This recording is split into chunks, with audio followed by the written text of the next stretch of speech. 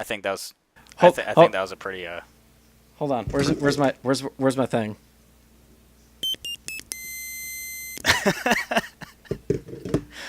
Oh my God! Please don't get us sued.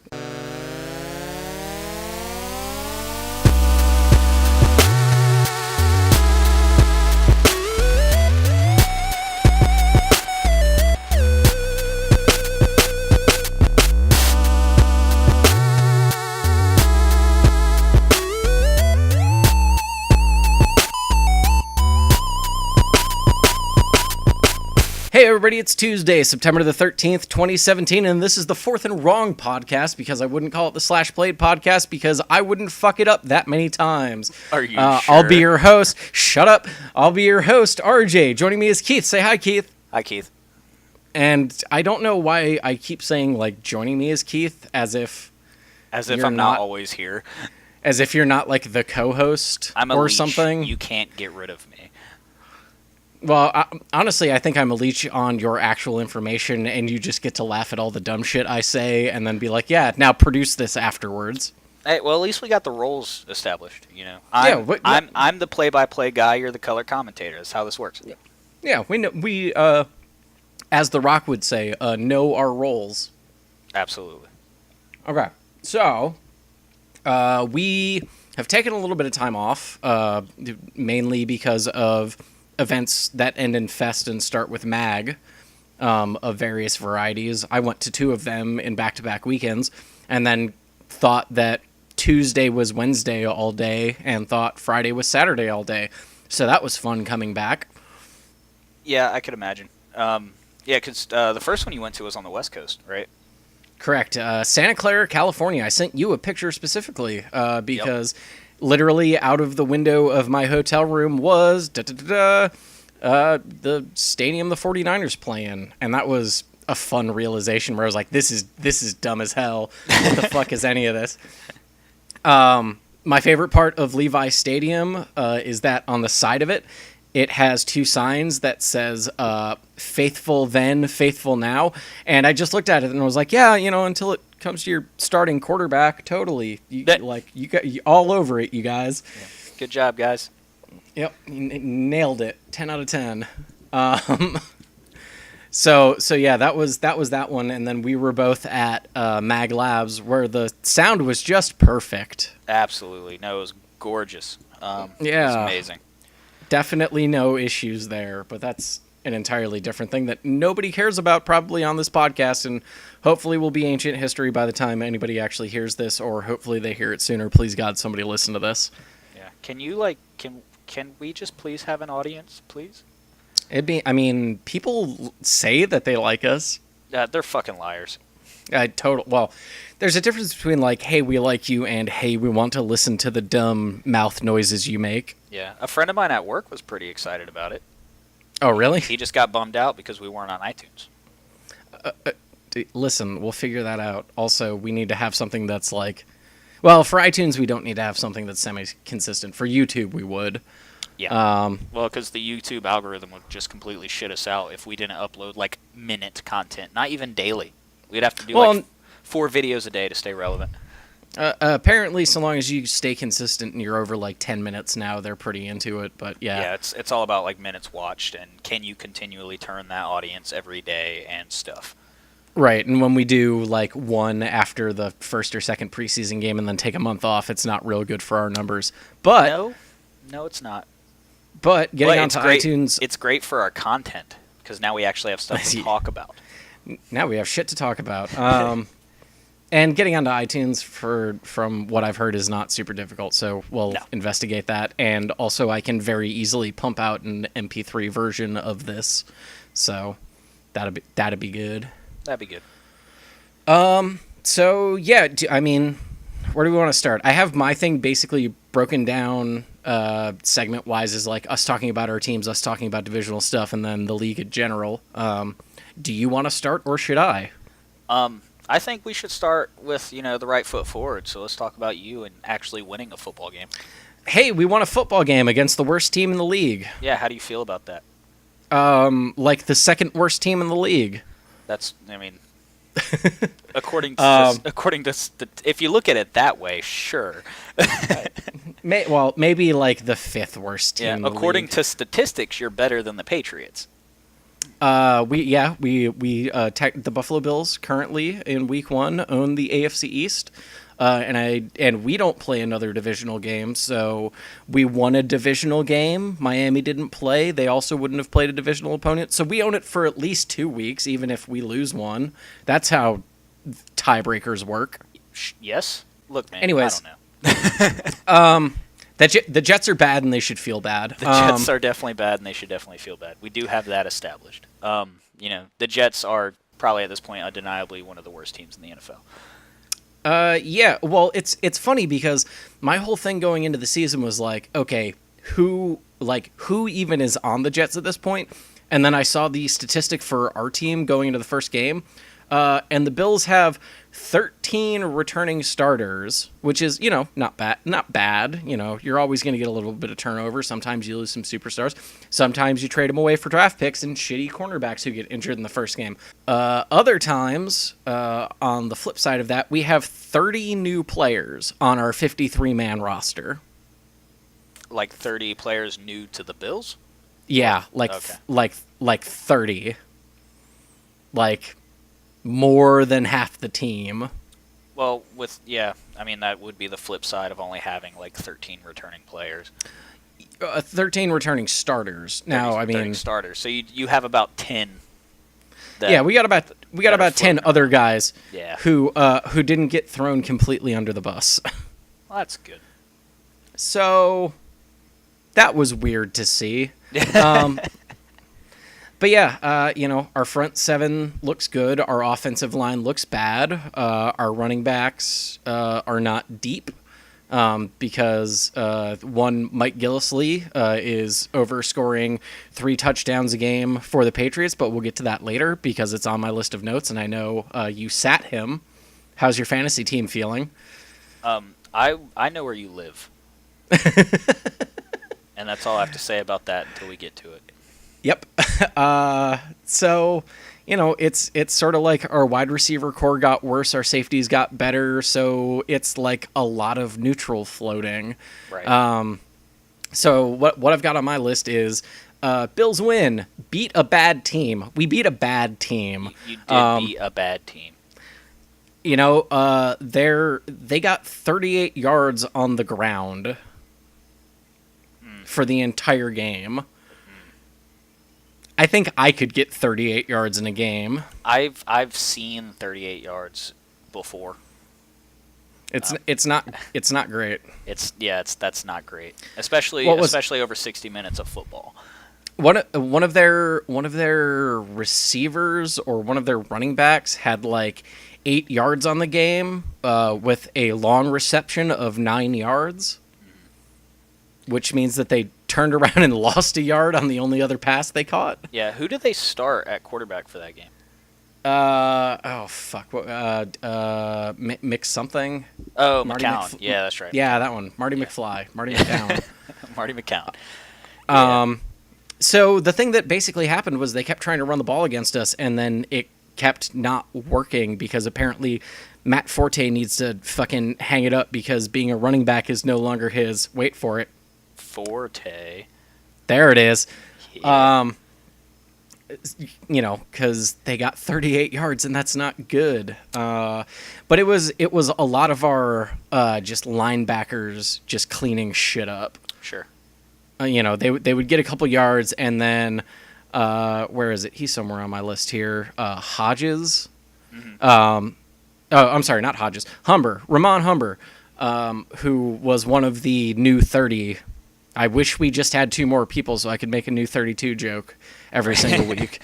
But I can't, unfortunately. So Humber had 30 tackles in the game as our I believe middle linebacker, 12 of which were solo tackles. He had more tackles.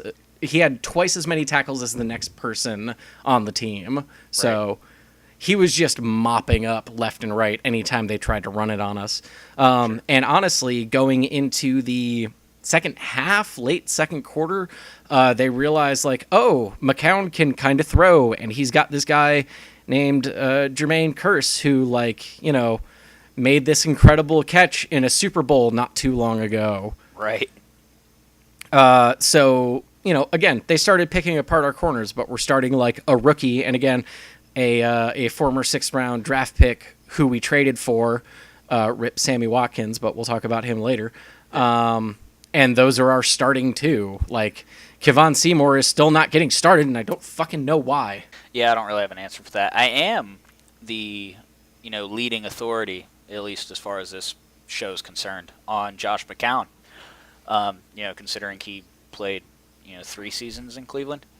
Well, holler at me about Josh McCown. Yeah, I was actually genuinely surprised because I caught tidbits of the Bills-Jets game, but he's old. Yeah, he's old.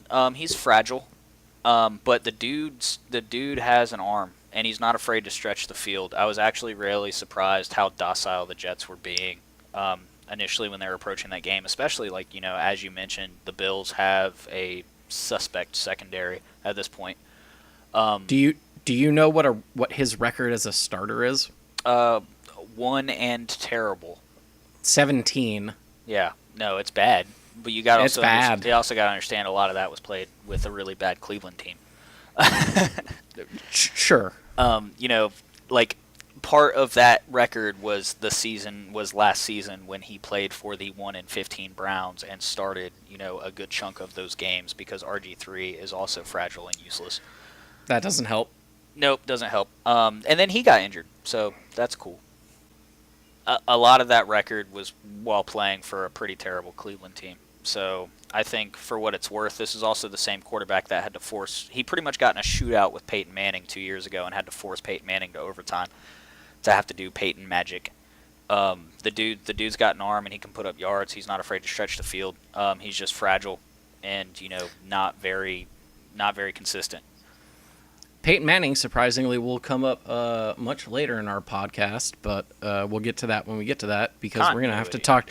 We're gonna have to talk about Andy Dalton at some point, and the worst quarterback performances by QBR ever. So we'll get to that. Definitely. So I mean, I guess quickly trying to wrap up the game. I think Charles Clay was targeted like 9 times or something and caught 4 of them. Yeah.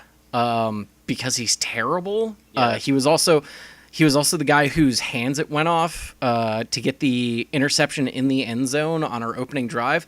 Sure. The things that I can quickly say are the Bills put together 2 5-minute drives, and I don't know that I've ever seen that out of them in the last like ever.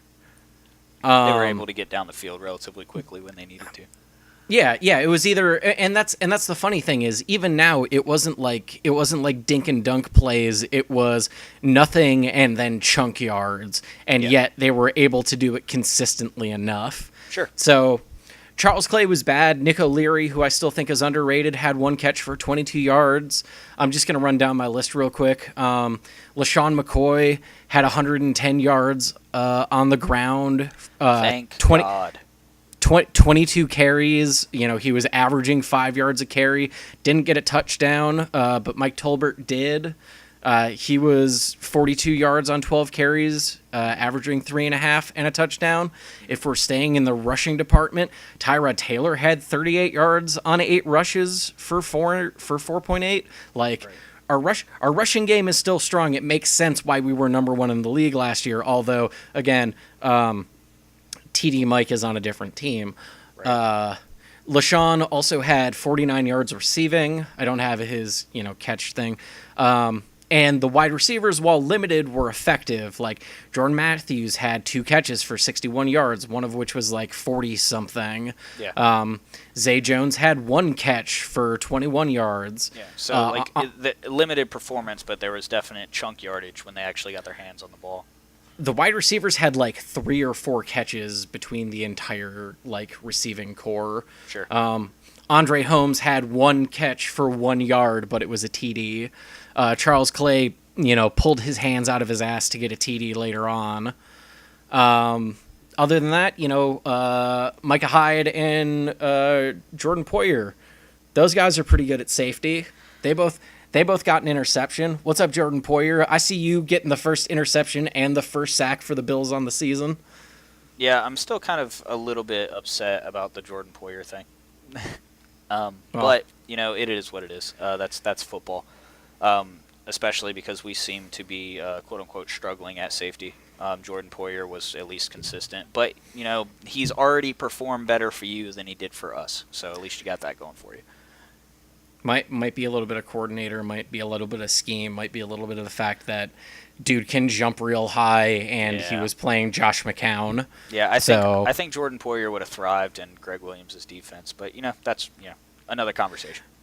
Poyer had his sack in the game was he was lined up like on the line and just ran and was unblocked, and Josh McCown like didn't see him coming and was like semi back pedal, like I don't know if he forward pedaling, he wasn't trying to run, but he was stretching to the right side of the field.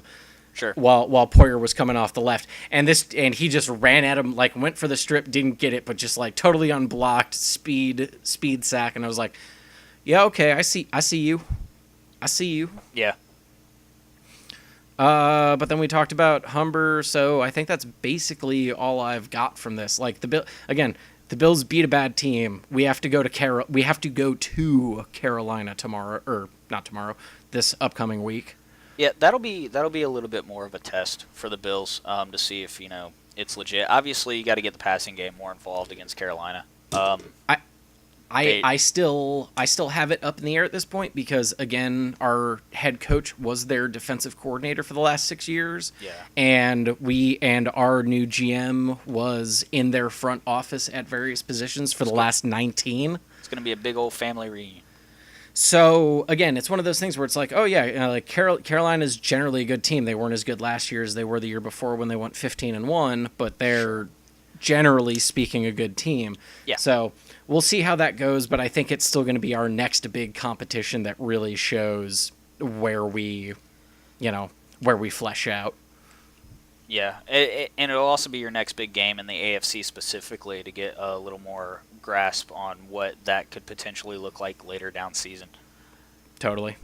I mean, and the other thing is, like, divisional wise, we play the Jets again, and then we don't play another divisional game until week 13 or something like that. Yeah, we got like the exact opposite of that schedule. all your shit is front loaded. Yeah, like we played the defending divisional champions last week game 1, and then game 2 we're playing the Ravens, the second best team in the division. So they're definitely stacking it. They're stacking it early for us.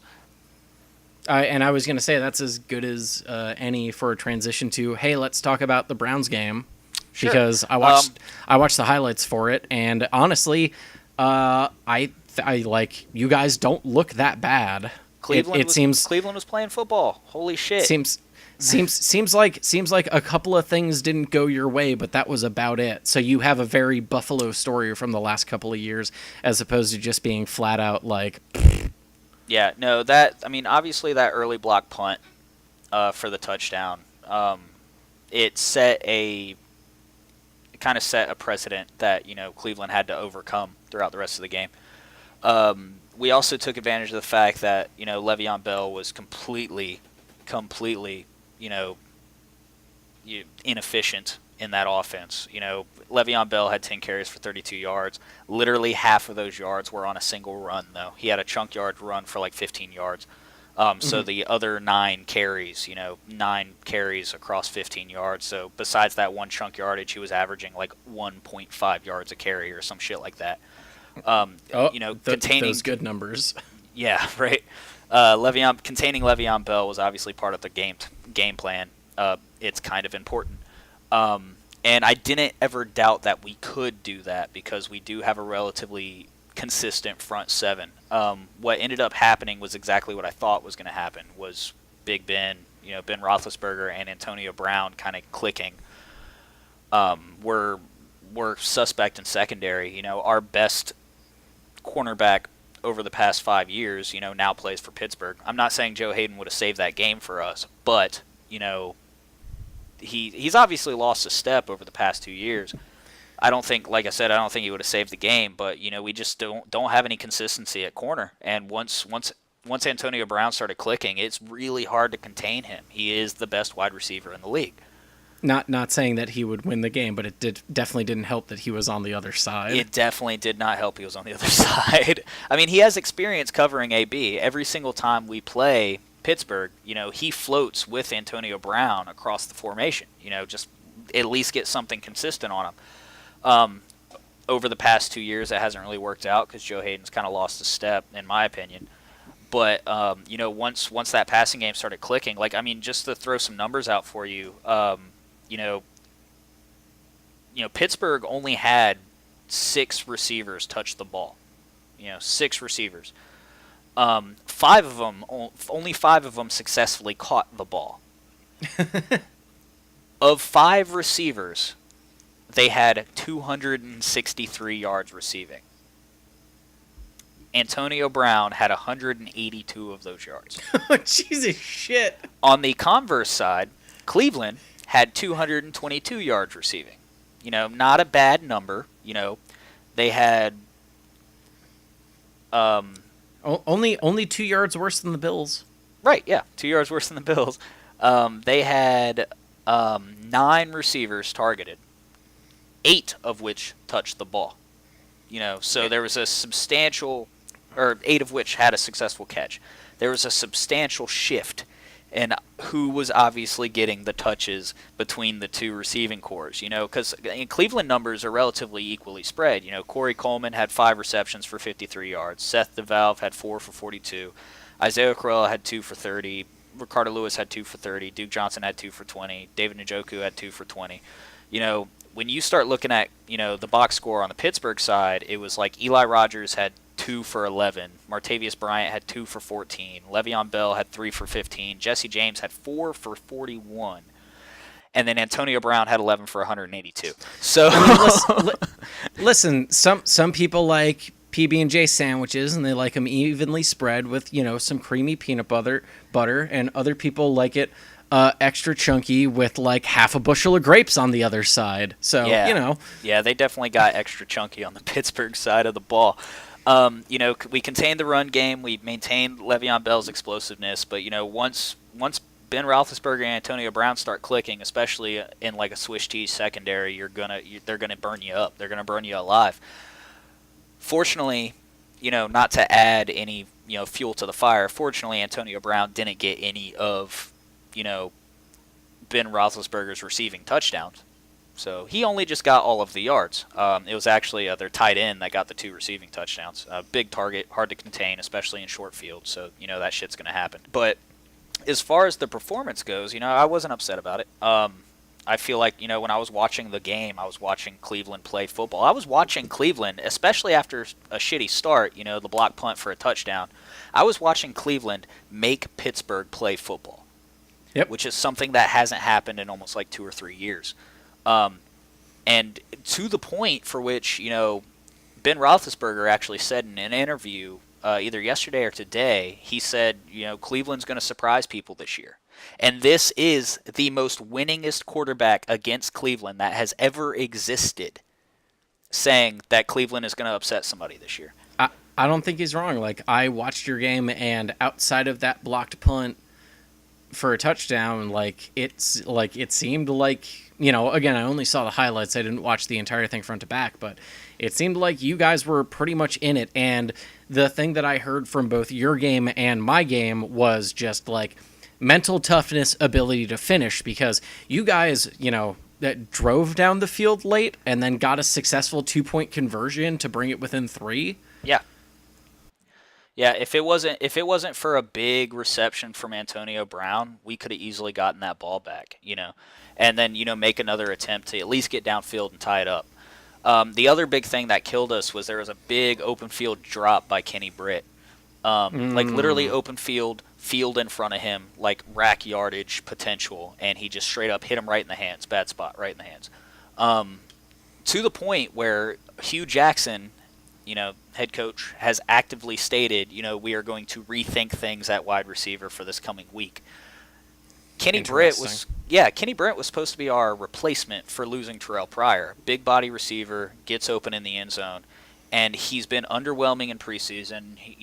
First game was underwhelming. Kenny Britt had 3 targets, only 1 reception for 13 yards.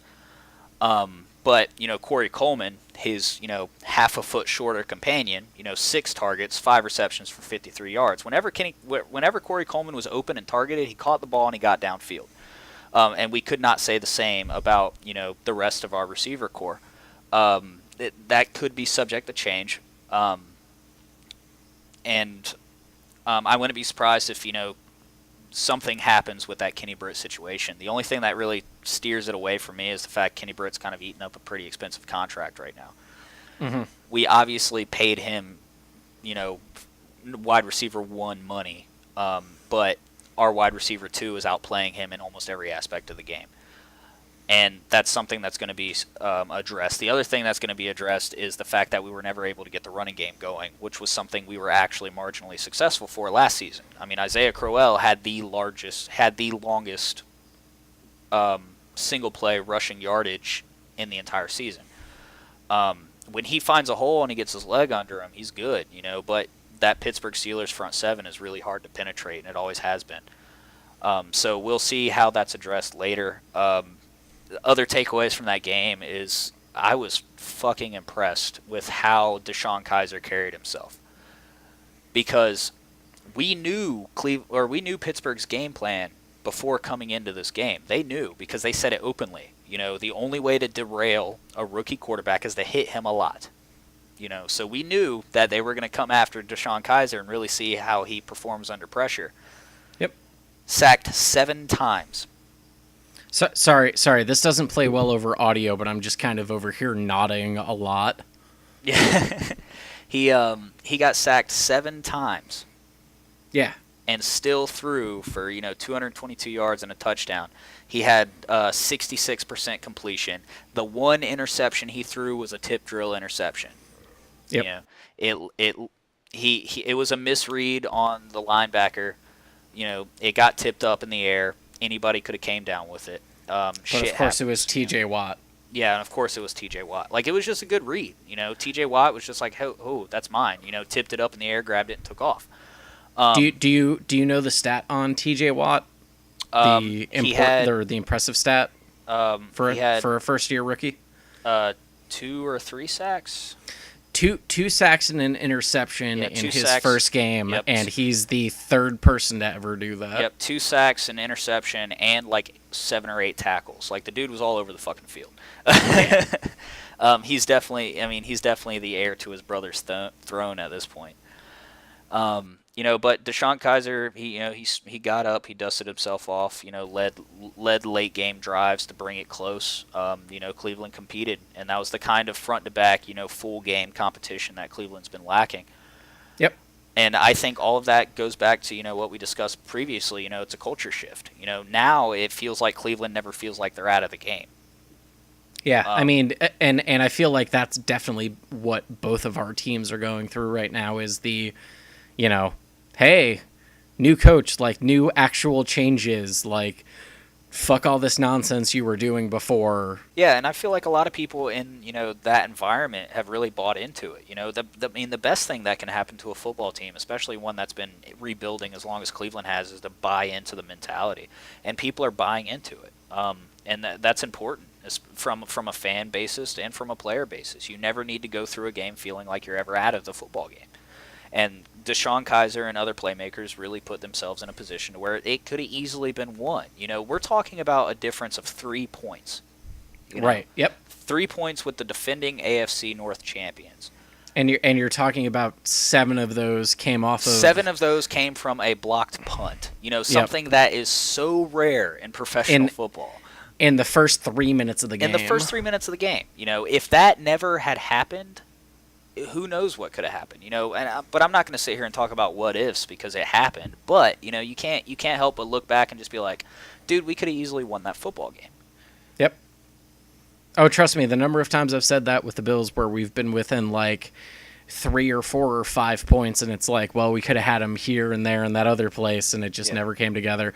But it's also the flip side of that is like, those were, well, those weren't shitty teams, but those were teams that could never get it together. Whereas we're talking about, on both of our sides, teams that are putting the mental toughness together and actually have the focus to close out games. Yeah. I mean, there were still plenty of times, like the Jets have players on their team like Bilal Powell and Curse, who, can come through and like make big shit happen, and have done it previously.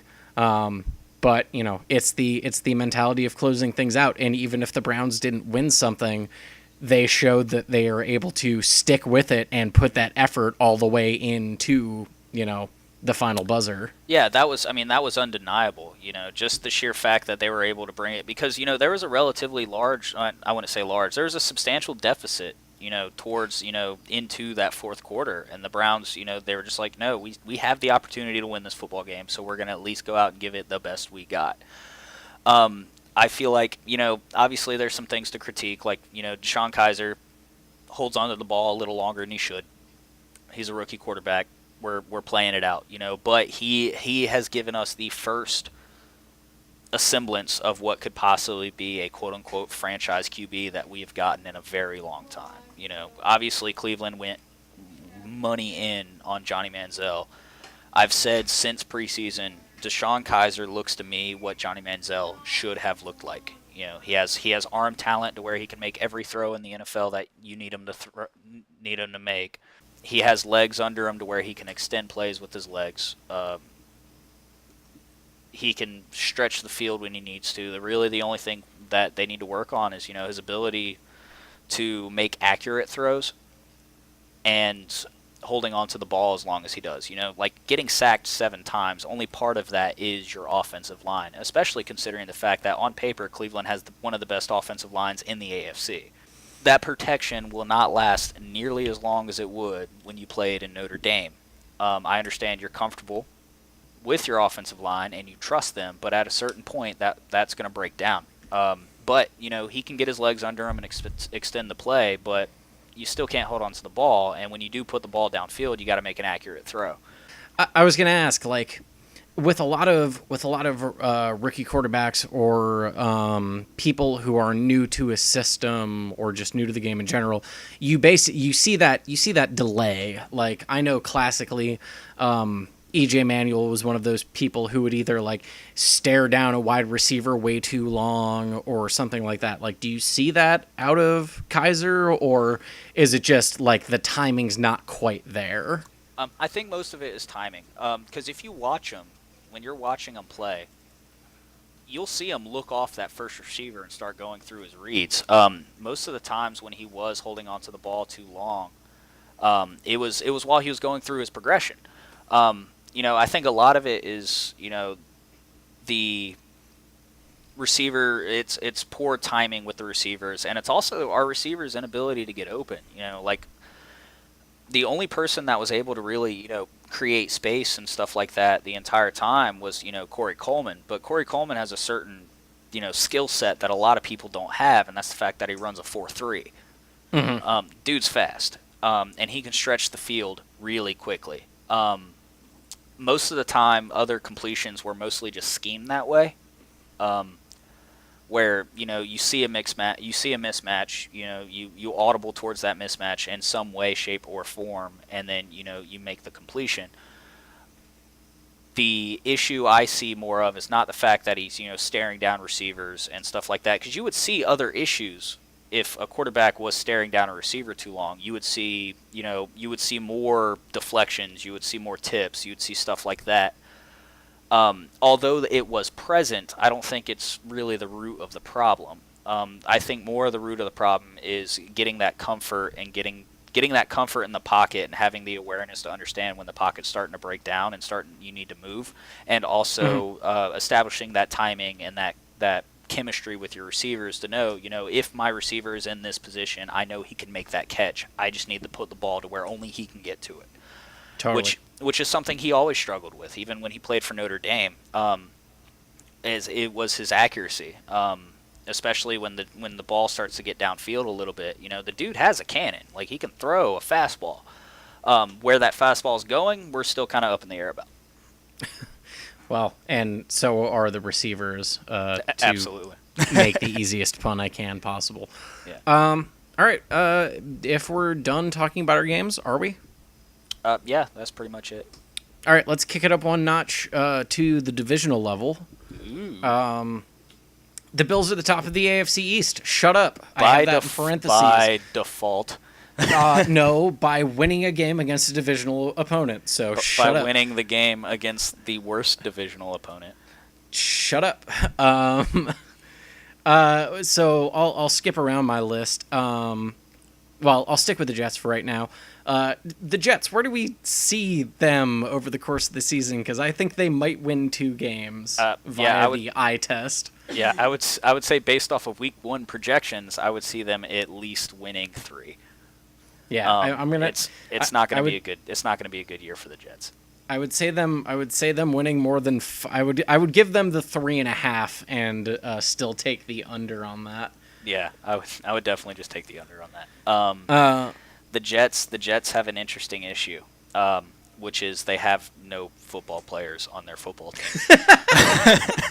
That's mean to Jermaine Kearse, who is definitely a football player, who made one of the more spectacular catches in a Super Bowl. So what happened was Jermaine what Kearse, happened was he happened to stumble into the Jets locker room, and they were like, "Oh my God, will you please stay? Here's a lot of money."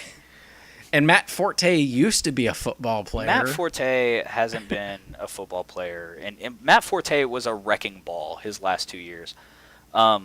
It's just like, dude, just give Matt Forte the ball. He'll at least get 3 yards, which I'm not saying is a bad thing out of a power back, but at the same time, like if your entire asset that you bring to the team is the fact that you know how to fall, it's not going to be a good year for your rushing game.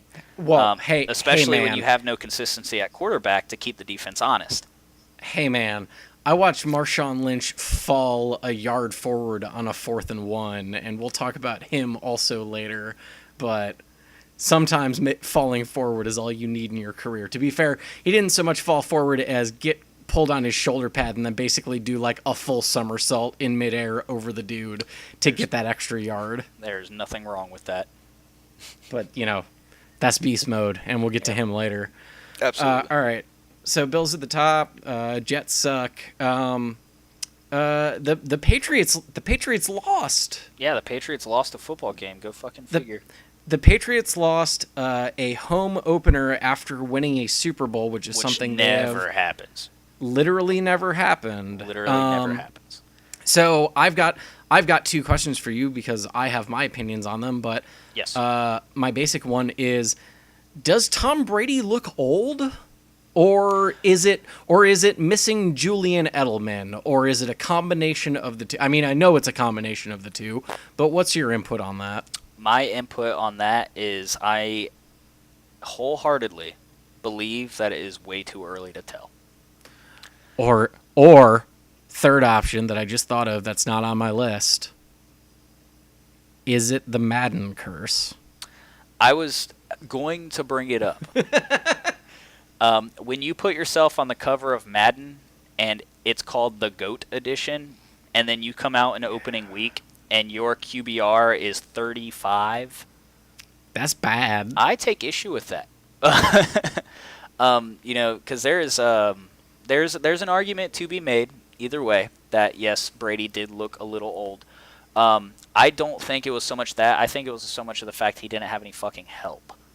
I mean, what Amendola was still out there. Amendola also.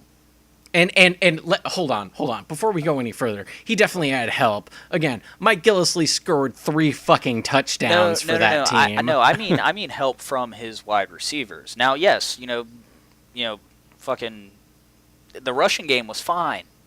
Obviously, 3 touchdowns from one back. The rushing game was fine. My argument is rip Buffalo's backup running back. Yeah, rip Buffalo. You join the Patriots, you get look good. That's just what happens. Unless you're Gilmore. Unless you're Stephon Gilmore. That's my second point, but we'll get to that. He still blows coverages, so that's good. Okay, that's all I needed to talk about. Okay, no, I agree with you on that point. But the point I'm making with he had no help at wide receiver is from his receivers is he didn't have Edelman. Edelman's his BFF, man. Like Edelman carries his fucking shoulder pads for him and stupid Well, shit like that. I mean, but he had Gronk back. Gronk looked like a relic of his former self. Yep. Gronk was sluggish. He wasn't breaking off the stat like he normally was. The few receptions, the first reception he had, yeah, he did put up a substantial fight for the ball. But we're still talking about one of the quote unquote most dominant tight ends in the game had 2 receptions and also can't stay on the field for longer than half a season. In certain places, he still looked like the least coverable person in the league. To be fair, most of those times were against 5'9" corners, and he's 6'7". So when you have a foot and then arm length to get on top of somebody, that helps. Yeah, he can still bully his way to the ball, but that wasn't always what he was great at. What made Gronkowski a weapon was how explosive he was at creating distance. He's created space. Right, and I think at this point they've got as much of Humpty Dumpty that they could put back together again, and that's my boy from Amherst. So laugh at the joke, but after that, pay the man some respect. Yeah, we're talking about a wide receiver core that besides Danny Amendola and Brandon Cooks, besides those 2, there was only 7 other receptions, and they were about 70 or 80 yards of the 267 yards that Tom Brady threw. He was obviously focusing on focusing on the people that were giving him production, but that didn't even work out for him with the fact that Brandon Cook has a decent stat line all the way until you get to the end of it. The beginning of his stat line is 3 receptions. 88 yards, average of almost 30 yards a reception. His longest reception was 54 yards a game, or 54 yards for the game. He was targeted 7 fucking times. Caught 3 balls. That's not good. Yeah.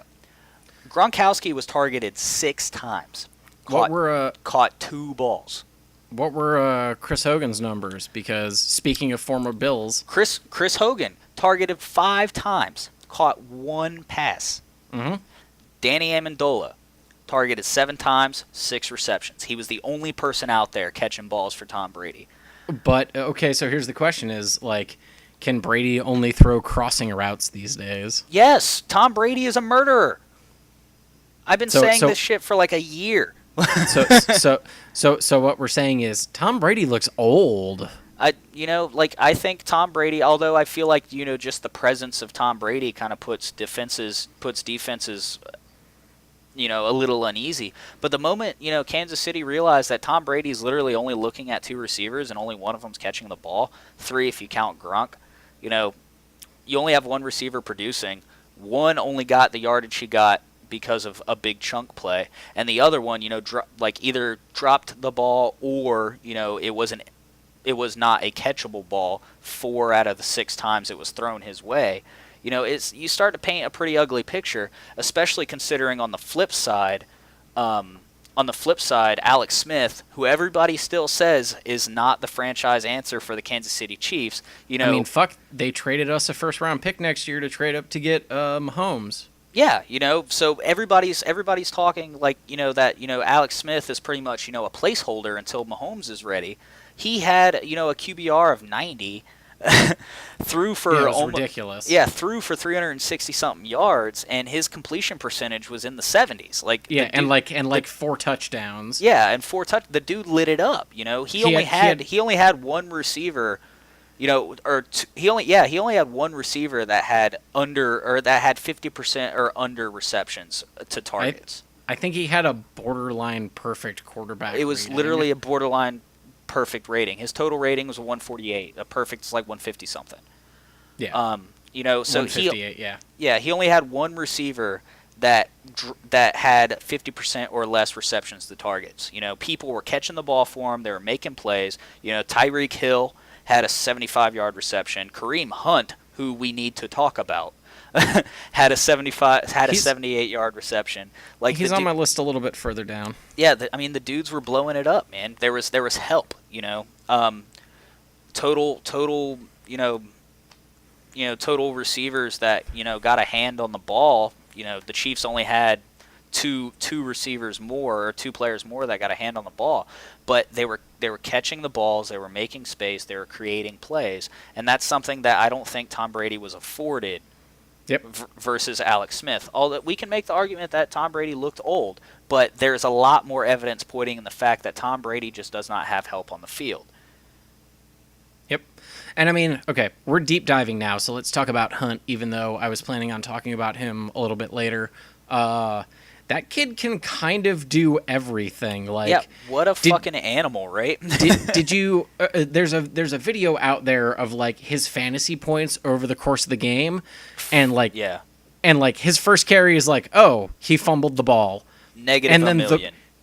And then the rest of the game is just like points, success, points, yards, this, that, like what he had almost 300 yards from scrimmage. Yeah. Well, I mean, their second leading receiver was Kareem Hunt.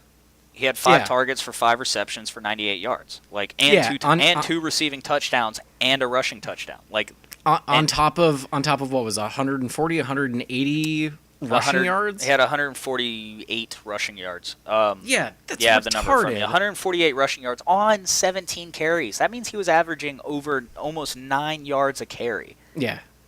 Yeah, 9 yards a carry with a rushing touchdown, 2 receiving touchdowns on 5 receptions. He was averaging 20 yards a reception. The dude was pretty much a slot receiver that happened to also be able to play running back. Like, he was unreal. I mean, that's all right. Yeah, it's fine. That's if whatever. I do that in Madden every day. Yeah, if you missed out because David Johnson's injured, Kareem Hunt's kind of your next go-to dual threat if we're taking week 1 at face value. Yeah. Anybody that can blow up that well, especially in their first game, especially coming out of the gate with a fumble and still being able to turn on the Jets like that. Like, well, yeah, and again, it's another one of those like weird mental toughness things where it's just like, dude came in. I think his stat was he fumbled once in college or something like that, and then he comes out immediately fumbles, and then is like, wait, no, I was just doing that to get it out of the way. Yeah, I got it out of the way. That's literally the only fumble you're going to see me do, because I'm about to light you guys up. So, that's insane. Yeah, I feel like obviously the Chiefs had, and even the defensive numbers, man. The defensive numbers, they're not as jarring as the offensive numbers, but there was a lot more consistency on Kansas City side than there was on New England side. The most, like just the tackling stats, just people putting hands on people. Devin McCourty on the Patriots side had 10 total tackles.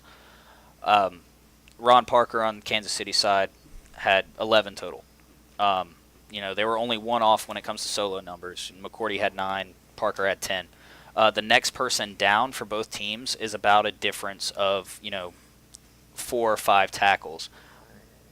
But the numbers, the more you reach down into the defense on either side, overall, the Kansas City Chiefs had more, quote unquote, total tackles than the Patriots, with less players getting their hands on the ball, which to me screams of the fact that the plays were stopped early by playmakers that read the plays appropriately. Less people had to get involved, so less people had to make the tackles. The Patriots were getting shut down. When you get fewer shared tackles, that just means somebody wrapped that up and it was over. Yep, absolutely. The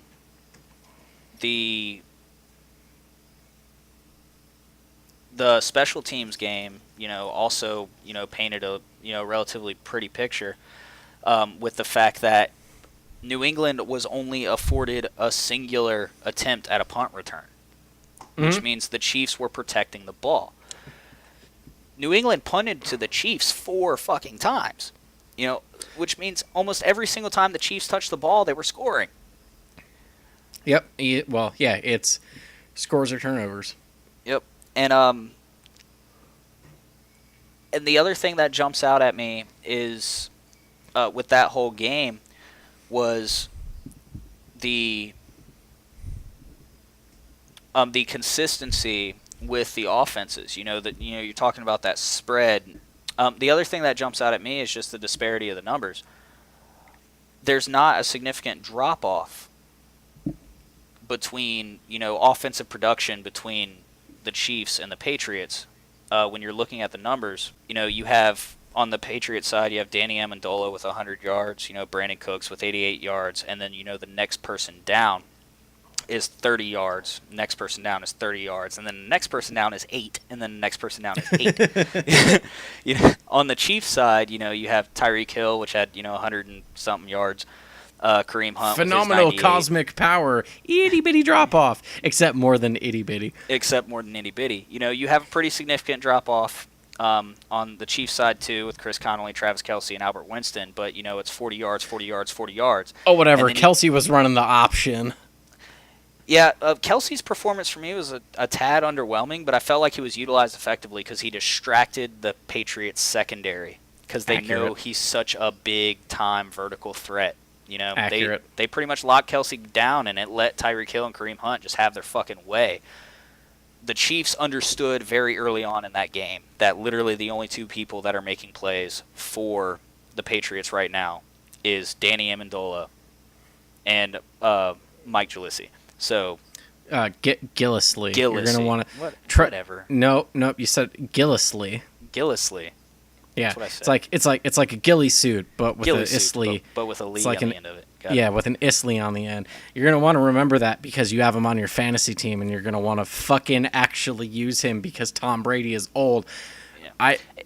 You want to talk something? You want to talk about something that really irritated me about that? I mean, put it fantasy. If he's available, pick up Mike Gillislee is on my dumb shit / wrap up list. But yeah, let's talk about it. I mean, we can wait that long. That's fine. No, we'll just do it now. We'll do it now. We're doing it live.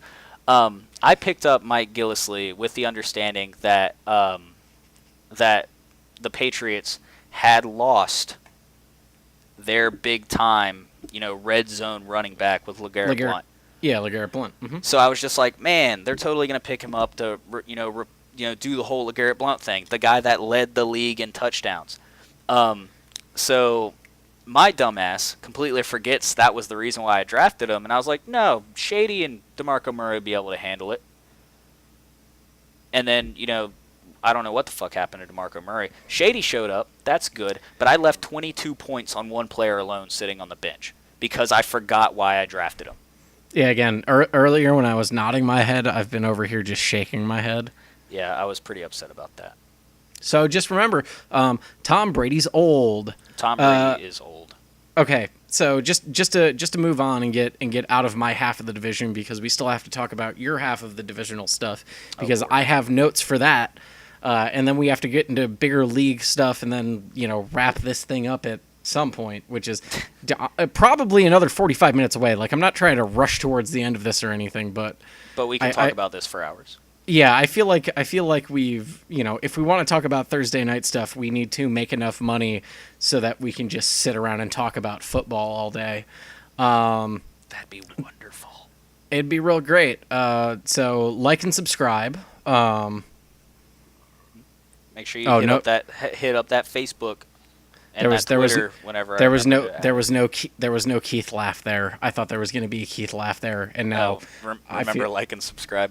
Yeah, I expected some sort of just like, oh right, people should do that. Find us on iTunes when you get the chance. Yeah, when we get the chance to put the shit on iTunes. Once that happens.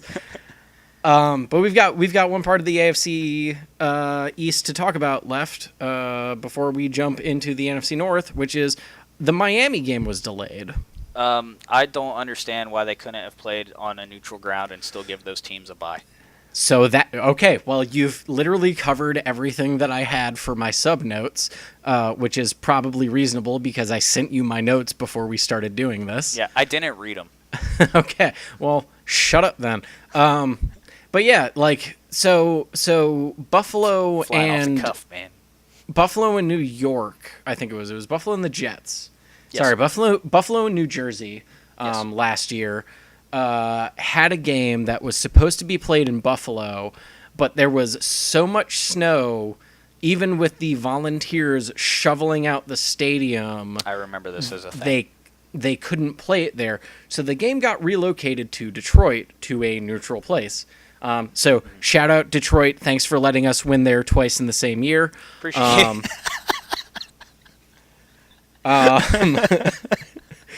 So wow, shameless. Shameless. So it got moved to a neutral site. I don't like. I guess like, did they play? They played in Houston, right? Did they play in Dallas this weekend? Like, how many did they play in Atlanta? How many of these stadiums nearby had to get shut down for that not to be like a reasonable thing for that to get moved? Because I think the key difference is the keys yes. Sunday was the time of the Florida variety.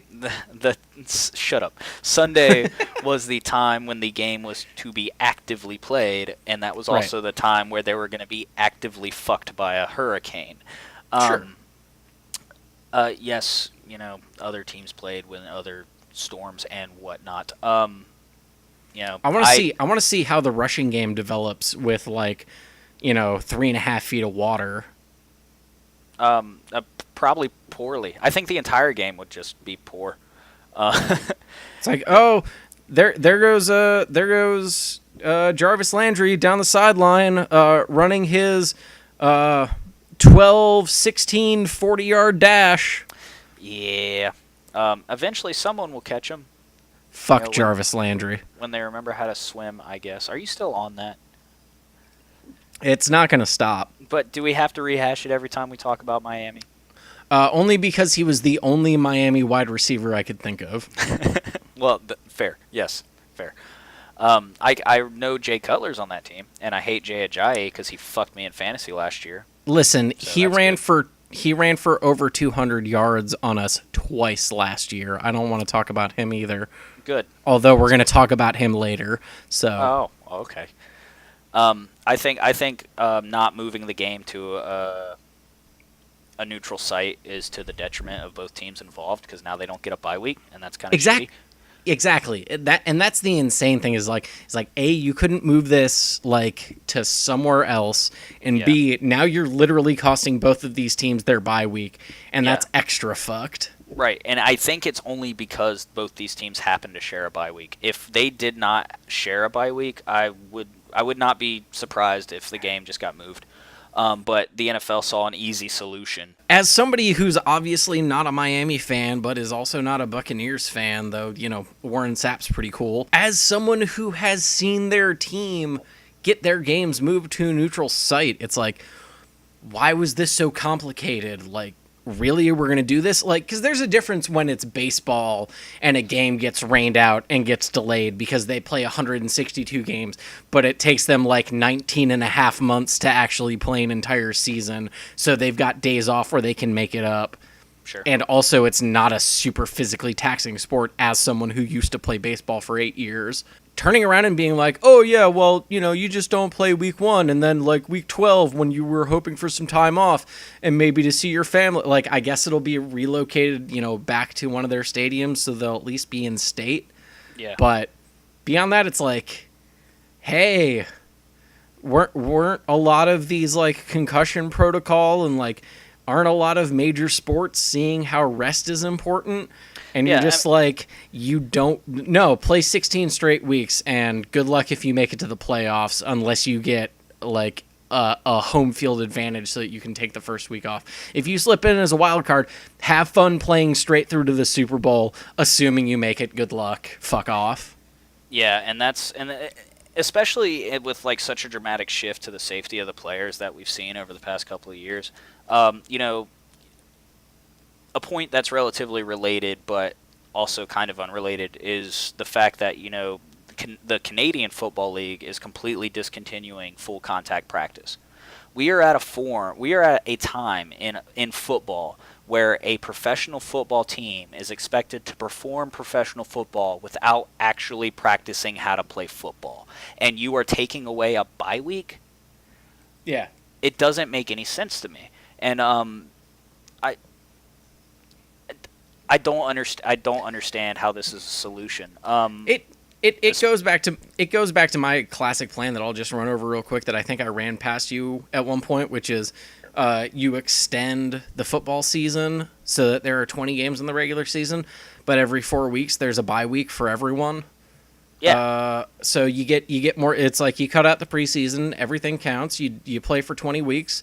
You can play the entirety of your division, or most of it, plus your divisional game, or the entirety of your conference plus the divisional games. Right. And then just once every 4 weeks, you get a day off. And guess what? It's almost like people start playing football in summer, but then end up playing in winter. And guess what? Winter goes through like February, guys. Like Yep.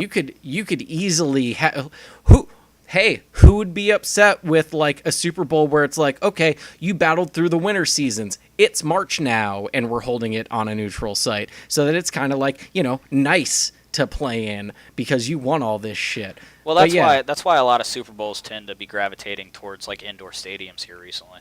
Yeah, indoor stadiums are bullshit because they don't have grass. Yeah, you try playing football on like the fucking coast of Lake Erie and tell me if it's easy to kick a fucking field goal. That's a real football player. Yeah, right. I mean, to be fair, that's where the first NHL Open winter game was, and I think it snowed and then it didn't do anything and then it freezing rained outside across 3 periods. So, welcome to Buffalo, motherfucker. Yeah, that's a contact sport. God damn it. Okay, but yeah, I think are we done bitching about Miami's nonsense, which I actually feel bad for Miami for once for. Yeah, no, I feel bad for both teams involved. I don't care one way or the other as far as like team allegiance goes, but it sucks for the players, it sucks for the coaches, and it sucks for the families. And honestly, it sucks for the league that they would just go and pull this kind of thing. Yeah, well, do you really? Does it really surprise you though? I don't know. We talked about a 5-year extension a couple weeks ago, but yeah. Does it surprise me? No, but it's incredibly... Actually, no, it does surprise me a little bit because I'm disappointed on top of it, so it's both. That's fair. So moving on to your division, fuck Jarvis Landry. Browns, not the bottom of the NFC North this year? No, definitely a possibility that may or may not happen. Okay. I think if we continue to see for lack of better terms, a decline in Cincinnati, I think it could be back to the day of old when it was literally Cincinnati and Browns scrapping at the bottom of the shit heap to try to stay out of last place. The days of yore. Yeah. Okay. Well, then we talked about the Browns a bunch, but if you've got any more, do you have any more points so far? I think we've covered most of that. I think it's super hilarious that Andy Dalton, who was already, an average starter to begin with, is now officially, on the books as throwing one of the worst games in NFL history. What I have here in my notes is Andy Dalton's no good, very bad day. Where he had the third worst so there was the classic quarterback rating that tops out at 158.6 or whatever.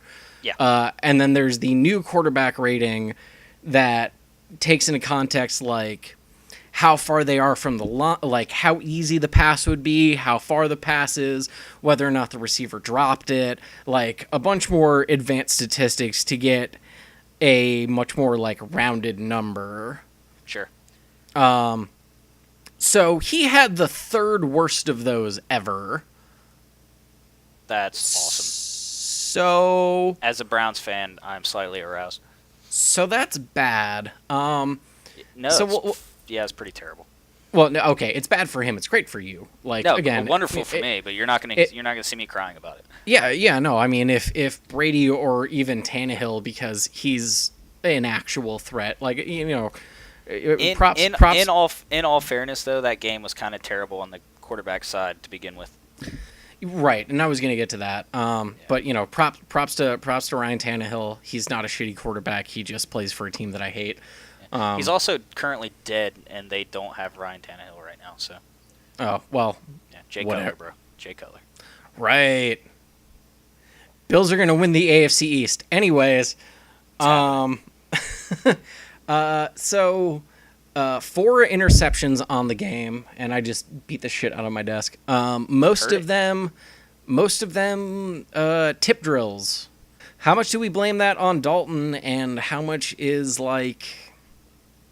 it just the nature of this league where linemen are jumping up in the air and swatting at shit? I can blame it a solid 50-50. I say that because I didn't watch the game. So I'm not entirely sure how many of those were tip drills by the line or were they tip drills by linebackers.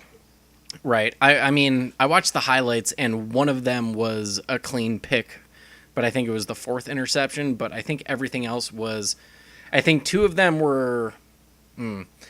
At least one was tipped by the lineman because it went straight up in the air and literally ended up behind him when it was intercepted.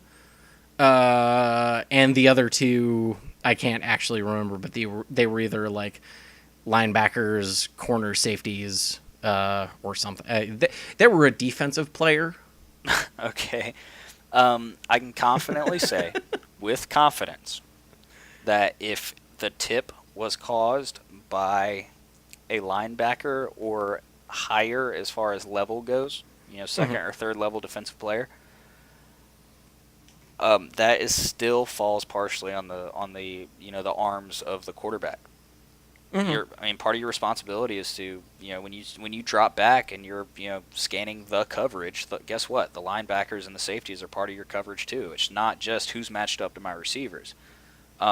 They spy players like that all the fucking time. It's mostly to stop the play or to anticipate the play action or make sure the short shit in the middle doesn't fucking doesn't go anywhere. When people start dinking dunking, you got to have that presence in the second level. But those players are also let's be real. Linebackers at this point in professional football are pretty much just really heavy cornerbacks. They're matched up in coverage with receivers all the fucking time. They have almost the same ball skills that a well-tuned corner would have. And they're gonna watch you, and they're gonna watch your eyes, and they're gonna watch your shoulders. And the moment you let that ball go, and it's anywhere in the vicinity of one of those linebackers, they're gonna jump up and they're gonna try to make a play on the ball. Yep. It's your responsibility to make sure there's nobody in between you and your receiver, including the linebackers. I feel like his performance, from what I saw watching highlights, he obviously didn't bring anything to the table that benefited Cincinnati and whatsoever. Even if the interceptions weren't his fault, he still wasn't making plays. What day and age do we live in where A.J. Green has no touchdowns and only 70 yards receiving? That's not that's not any day and age that I want to live in. And knowing A.J. Green... That's the day and age where, you leave Madden running and the cat started pushing buttons. Right. And knowing A.J. Green has sticky hands. The dude has unreal ball skill. He gets hands on the ball 8 times out of 10, he's going to catch it. He was targeted 10 times, only caught 5 times. In order for you to be targeted, in order for it to be, a targeted receiver, the ball just has to go near you somewhere. Yeah, I was going to say, all of those went, probably 4 feet over his head. Right. They were either overthrown or he led them too much or something like that, And I can say that with confidence, not have watching the game. Just knowing how good A.J. Green is at that position, that he yes, threw 4 interceptions, but he also threw just barely over 50% on everything else. So 4 of those incompletions can only be counted up to interceptions. He still missed 11 other passes out of 31 attempts. Like I said, it wasn't any better on the Baltimore side of the ball, but everybody throws interceptions. We see the greats all the time throw a pick and still throw 3 touchdowns for 300 yards. It fucking happens. It's your ability to recover, keep your head on your shoulders, and keep your eyes where they need to be. Yep. he was obviously outclassed in that position. It didn't help that his offensive line was not giving him any protection. He was sacked 5 times. Like, they kept him on the ground, they kept him pressure, they kept people in his face, and he was not reacting well to that pressure whatsoever. Then on the flip side of that equation, Sure. did the Ravens luck out? Yes, I feel like they did. Like, are the Ravens as good as? I think the Ravens proved why they have one of the best defenses in the AFC. Mm-hmm. They could have won that game by so many more fucking points. They had zero offense that entire football game. Zero. Terrence West had like 80 yards rushing. And there's some other guy that had like another like 60 or 70 yards rushing, whose name escapes me currently. But as far as their receiving goes, Danny Woodhead's on Baltimore Ravens now, in case you guys didn't know. Yep. And if you would have watched the Baltimore Ravens Cincinnati Bengals game, you would have not known otherwise either, because I didn't know until I watched. watched the highlights. Yeah, evidently he plays for them, and if you look at the numbers, you're not missing much. It's like, oh, he's a white running back. Hey, good. That's good. Usually those guys are fullbacks, but he's tiny. Which is well, okay. Then completely doubling back, which is why the DeMarco Mike Tolbert combo is stupid as fuck, because it's like, oh yeah, we've got this fullback blocking for this fullback, but Pretty much. but we don't need to go into that. I think Baltimore's defense kept them in that game because there was no production on either side of the ball as far as offense goes. They did establish themselves as, a marquee defense, but until I'm reserving judgment in the AFC North until week 2, because obviously these teams did not come prepared to play. Apparently, it was polar opposites between watching the Ravens Cincinnati play and then watching the Browns and Pittsburgh play. Like, Browns Pittsburgh was AFC North football. That's what I'm used to. A relatively strong defensive struggle, some good highlight offensive plays, but ultimately a relatively low-scoring game. It's coming close to the wire. They're just beating each other up in the trenches. And then you go to Baltimore, Cincinnati. Nobody can move the fucking ball. That one defense is just being dominated because the other offense can't do anything. But that other defense can't respond to the other offense not being able to do anything. So it was just a shit show. It was bad football. It was boring fucking football. That's what it was. So for the last part, the last part of your division is the Steelers, and which transitions into my bigger league question of is the clock on Big Ben running out? I feel like Big Ben is in a position where it's a win now kind of thing. The door is kind of shutting as far as the longevity of his career. But, I mean, he's still playing at, a good level, at a competitive level. I mean, his numbers for that Cleveland game were good numbers. Now, granted, it's against Cleveland. Once again, it's one of those things where our perspective is kind of limited. Right. But if I were to take it at face value, like, he had one pick that was off a tip. Still threw for 2 touchdowns. Still threw for over 7 yards an attempt. He was 24 for 36. He had an overall rating of 95, had a QBR of 80. He played solid football, and he didn't make a lot of mistakes. I think the reason why I'd say he's in a win now position is just because he is in his 30s. I don't think we're going to see the longevity out of his career that we've seen Tom Brady's. Mm-hmm. But I don't think he's really lost a step. If that's No, I get that, and it's largely because he is a bigger player. He takes those hits, and his longevity seems to be basically based off of his physical stats and not necessarily the people around him so much. Right, and he has an innate ability to extend the play just because of his size and his frame. He's a hard dude to bring down, and once he gets moving, he's even harder to bring down. So he subscribes to that school of thought that Aaron Rodgers subscribes to, which is, I don't care if the pocket's there or not, I'm still going to get the ball downfield. Yep. and that's to his benefit because he's had great teams he's played with. He's had okay teams he's played with. I think this is one of the better Pittsburgh teams that has been fielded in a while. But with our limited perspective, it just kind of remains to be seen. I don't think. I do think his time frame is limited, but that's only purely because of his age. His ability to make plays and his ability to play football, I haven't seen any, regression. Okay. Which is beneficial for Pittsburgh Steelers fans because they don't really have much else going on at quarterback right now. They're not really preparing for that moment. Right.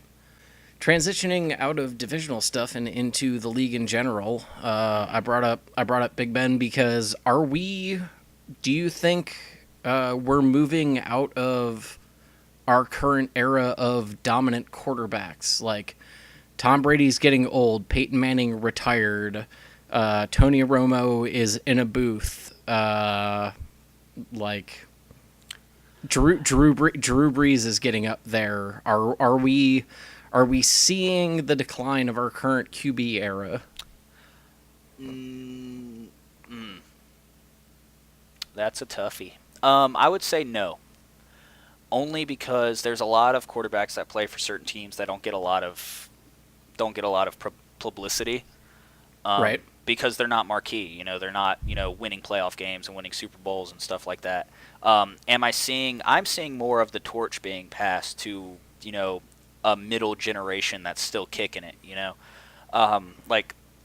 Matthew Stafford, for instance, now officially the highest paid quarterback in the league. Yep. For good reason. The only reason he's not held up there with the greats is because he plays for the Lions. And I'm going to say that 100% confidently.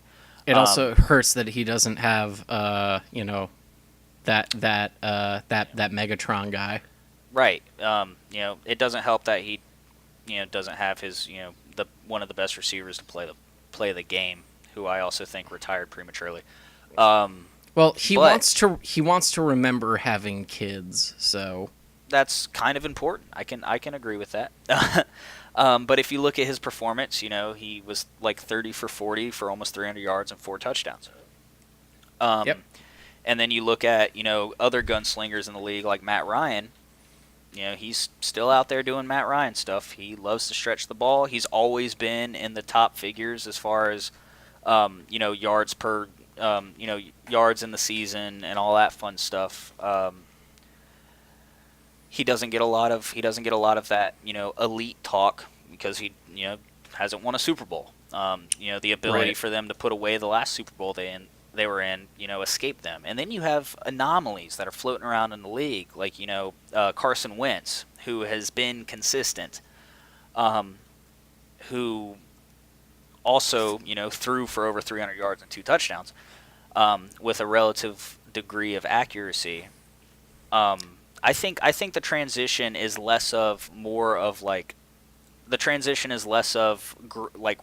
out of the era of great quarterbacks and we're more accepting the era of quarterbacks that I can call elite that can also be multifaceted, Mm-hmm. And I think really, to be honest, Aaron Rodgers is one of those old hat quarterbacks that's kind of paving that way. Yep. That mobility in the pocket, very difficult to bring down, can really extend the field when he needs to. Consistently over 250 yards a game. We're seeing that in quarterbacks like Carson Wentz, Derek Carr, Cam Newton, stuff like that, where they're not putting up, superstar 400-yard numbers, but, they're still getting. Let's not discount Dak because Dak. as much as fuck the Cowboys, like Dak Prescott can do some stuff. Yeah, those quarterbacks like that, where I think we're just going to see less of just the old school, pocket gunslinger, because the evolution of the game. People are starting to realize, that a dual threat quarterback is definitely an asset in the NFL. We saw that briefly with Michael Vick, but Michael Vick was, he was a flare-up. Yep. Yeah, he was the first out of people like Tyrod and Russell Wilson to actually, kind of hit that pivot. Yep, and these are quarterbacks that can still throw for 300 yards a game if given the opportunity. But they also, you got to watch them in the pocket. You really do, and that's what makes them so threatening.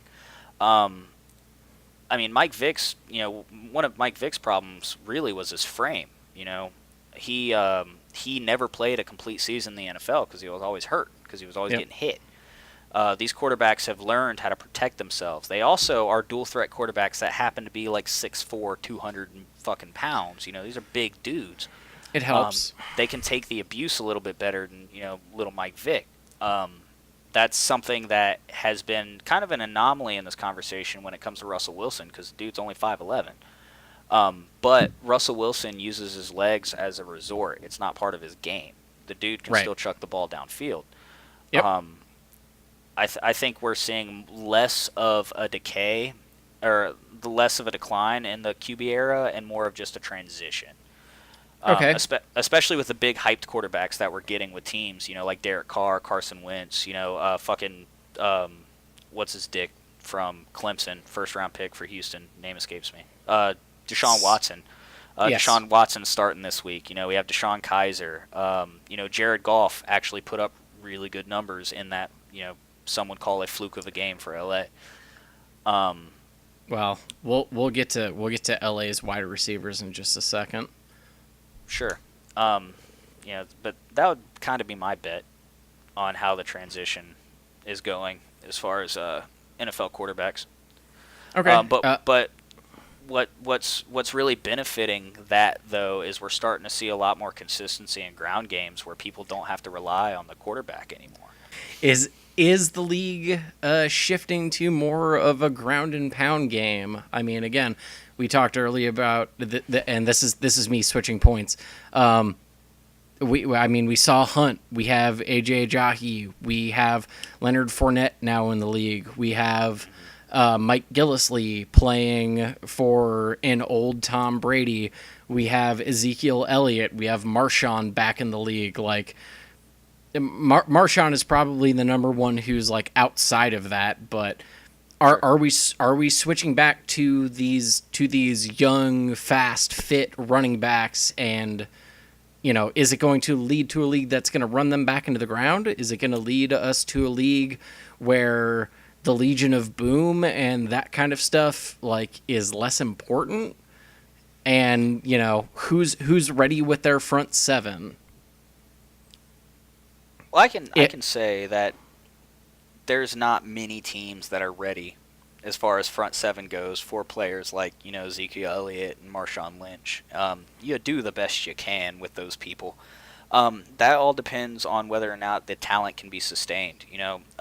Traditionally running backs are that group of players that are usually early retirees. Yep. They get beat around a lot, and the next level has to step up. Career longevity can kind of drive the direction of the NFL. The reason why we're seeing such an elite level of quarterback play over the past 15 seasons is because we've had the same quarterbacks for 15 years. Yep. You don't get that out of a running back, and you never will. I think it's good to see that the young scrappy class of running backs getting into the league and saying, hey, we're here, and you gotta scheme for us too. I think we're gonna start seeing a shift in salaries, most definitely. Running backs are gonna get paid. Whether or not it can be sustained, that just all depends on what the lower levels can produce as far as quality players. I think that's more of a question of what the shift in collegiate football is. And they're still sticking with spread offenses and all that fun stuff, but they keep punking out quality like this, and we can expect to see good halfback play for years to come. Mm-hmm. When Marshawn Lynch finally retires for the 6th time, if somebody can fill his shoes, then great. If not, well, that's why you lean on the quarterback. That's why the quarterback gets paid the money. Yeah. And I think as far as dominant secondaries, there's always going to be a place for them, because at the end of the day, the easiest way to get the ball downfield is to throw it. Mm-hmm.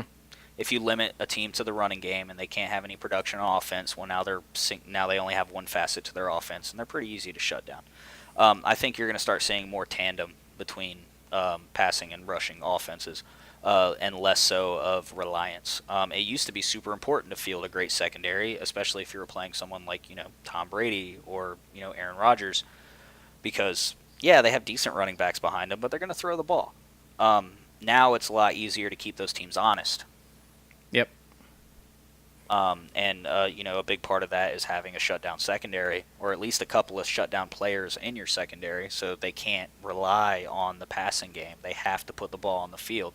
So you're gonna start seeing that shift with teams having to keep the ball on the ground, to seeing more production out of those running backs. So it might not even be a thing of where the players are just more talented. They're just getting more attention because people are starting to wise up to the whole sit back in the pocket and gunsling bullshit.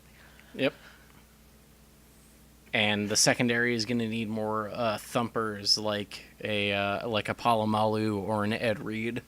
Yeah, definitely. You got to get those small guys downfield to lay the boom, because if it gets to the third level, there's only one way to stop a good running back, and that's to hit the fucker. Yep. Okay, so I have a couple more notes here. Are the Colts in a holding pattern with the current Andrew Luck not being back from shoulder surgery thing, which is, I guess, something that I had somehow overlooked, but they're legitimately still starting and rotating backup quarterbacks for their games now. Yep. Are they in an extended preseason? What's going on with that? And also, have you heard the latest about the rumors of Luck not being happy in Indy? If I was Andrew Luck, I would totally not be happy in Indy, because they just seem to have this aversion to protecting him. They also seem to have this aversion to putting other players on the field to help him, win football games. But at the same time, definitely doesn't help. Yeah, definitely doesn't help. Going back to, are they like an extended preseason? I think absolutely. Because even when Andrew Luck is quote unquote ready, he's not going to be ready. Nope.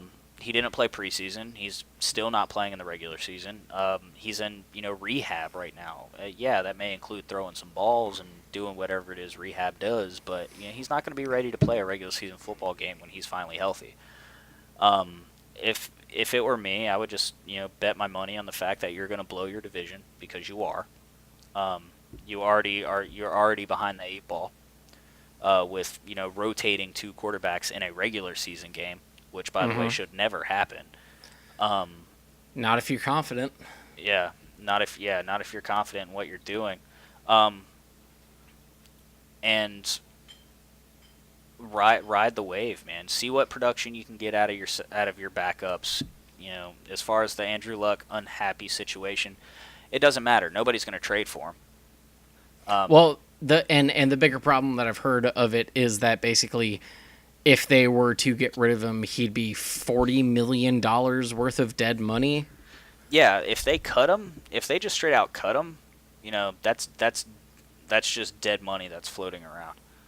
So, yeah, you would have to trade him, but nobody's going to trade for a quarterback with a broken wing, especially when he has $40 million due his way. I mean, the Bills could take those broken wings and hopefully learn to fly again. Can we talk real quick about how dumb the Los Angeles Rams receiving core is for fucking Jared Goff this year? Yeah, he definitely has some playmakers. As far as dumb, dude. But think about this. Cooper Kupp, who was one of the most highly sought after wide receivers coming out of the draft. Sure.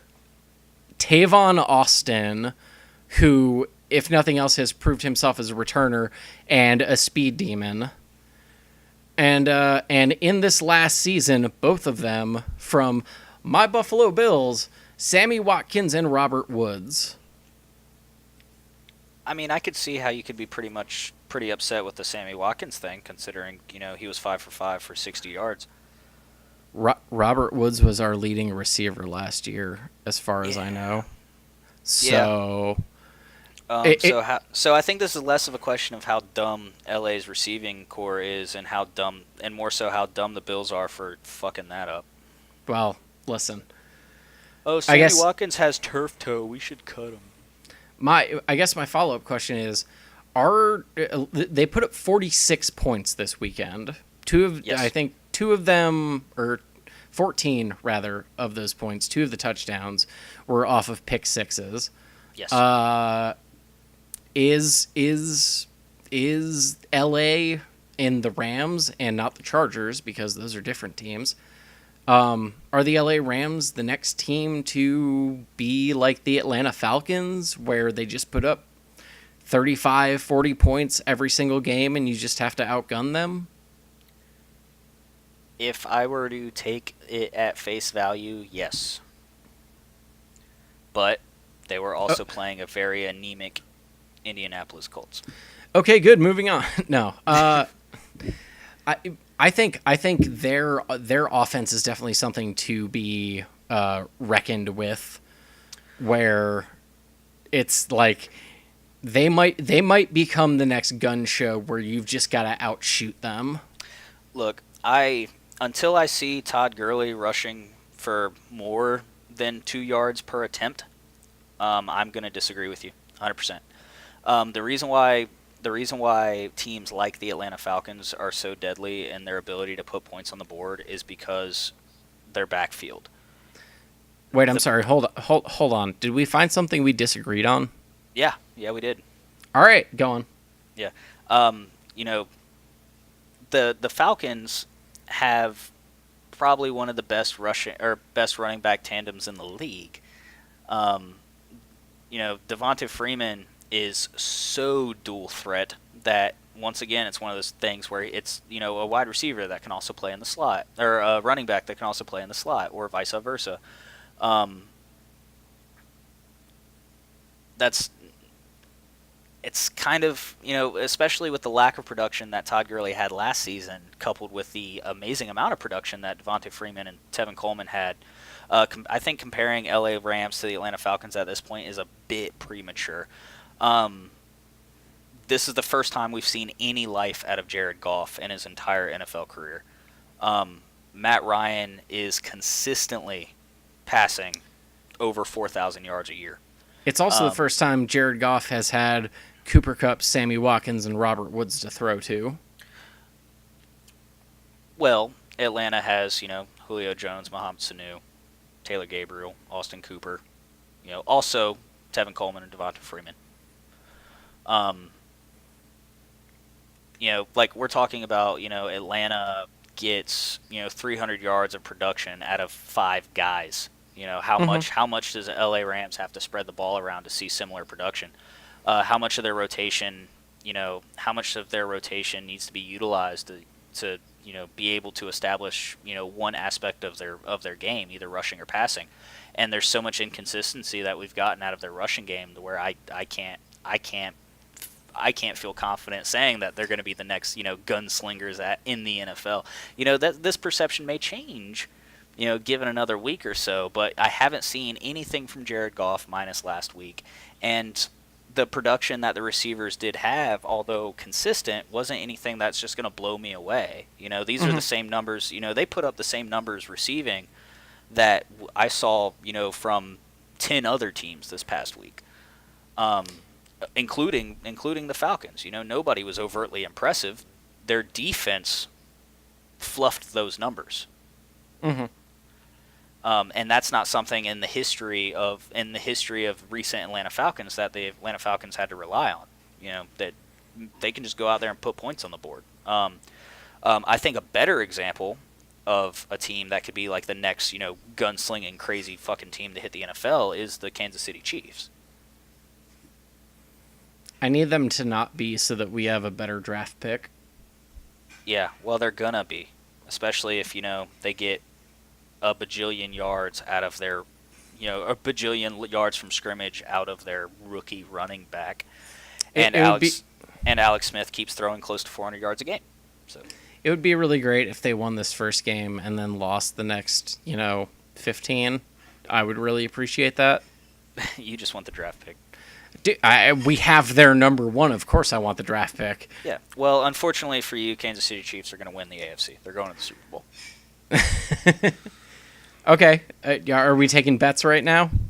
I'm looking at the Chiefs as my AFC pick. I haven't quite settled on my NFC pick yet. I will put $1 on that. Put $1 that the Chiefs don't make it. Yeah. I'll take the opposite half. If you're saying they're going to the Super Bowl, if you're calling it right now, I will bet you $1 that they are not the AFC representative for the Super Bowl. Okay, so if they're not gonna be, who is? And don't say the Patriots. The Oakland. See, I think it's no, don't see that happening. The biggest problem that happens there is that they're in the same division, so I bet one of them gets in and the other is the wild card, if nothing else. Sure, no, they're both definitely making it to the playoffs. And you know what? Oakland wins the Super Bowl. You know why? Why? Because shut up! Don't beat me to my punchline. It's going to be beast mode. It's going to be 20-7. Redemption. It's going to be 20-17, and they're going to be on the 2-yard line. And they're going to actually be smart and give the ball to beast mode. And they're going to hand it to Marshawn Lynch, and he's going to dive into the end zone, grabbing his nuts, and say, "For Oakland!" And it's going to be against the Seattle Seahawks. Oh, that'd be something. I would watch that. That's money television. Okay. Got a couple more things on my list. All right.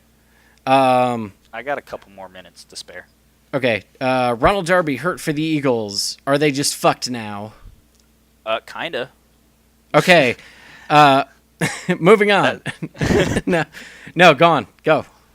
I mean, he was a staple in that defense. You know, he provided veteran leadership and also shutdown capability. Without him, they're kind of, it's kind of like clipping a wing. We'll see what happens next week. Wow, clipping a wing, you asshole. Get it? Because they're the Eagles. No, I got it, and I'm mad about it because I didn't make it. Yeah. We talked about the Bills going back to Carolina. We talked about Browns and the Ravens, right? We talked about that. But for real, will Colin Kaepernick play this year? No. Okay. There's been think about it though. Like as many quarterback questions and injuries we have had up to week 1 of regular season, and he still hasn't caught a contract. It's not happening. You would think, right? By this point, somebody. Yeah, by this point, somebody would be like, you know what? Fuck it, we're desperate. He was in a Super Bowl once, so he can't be that terrible. And he's definitely got some stuff going for him. Yeah. Unfortunately, that's just the way it is. And it bums me out, and I think it sucks, but I don't think he's going to play this year, if not ever. It might be the end of his NFL career. So for the last section, my dumb shit / wrap up, fantasy. If he's available, pick up Mike Gillislee, and if for some reason he's on your fantasy team, by all means, for the love of God, start him. maybe play him. Oh man, I don't want to talk about it. Okay, then we'll move on to the next part, which is work on your touchdown dances. What the fuck, people? For the love of God, it's so weak. They loosened up the rules, and the most that I see is like linemen are like, yeah, I want to be part of this, but like nobody's doing anything with it yet. There was that one time where a dude shot like a free throw into the other player's arms, but then he missed the free throw, so the dude had to like bend down and be like, no, he totally made it. See, it went between my arms, and dude, come on, man. Like, the NFL is like, we're trying to beat the whole no fun league. Go have fun. Yeah. So, step your fun up. Yeah. Or I ain't watching. He lies. Yeah. Ladies and gentlemen, this has been the Fourth and Wrong podcast for Tuesday, September the 13th, 2017, because around here, every day is Tuesday. I've been your host, RJ. We'll see you next week. Say goodbye, Keith. Goodbye, Keith.